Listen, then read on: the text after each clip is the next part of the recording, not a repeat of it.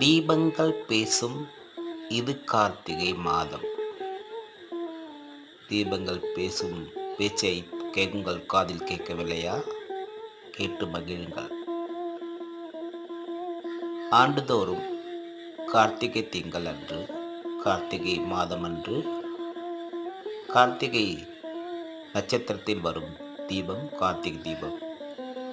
அந்த நட்சத்திரத்தில் வரும் தீபங்கள் வானில் கார்த்திகை தீப நட்சத்திரம் ஒளி வீசுகிறது.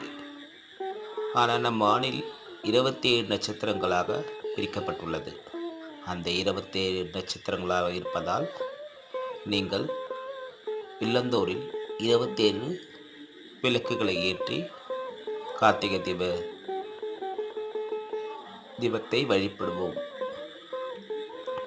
கார்த்திகை தீபம், இது கார்த்திகை தீபம்.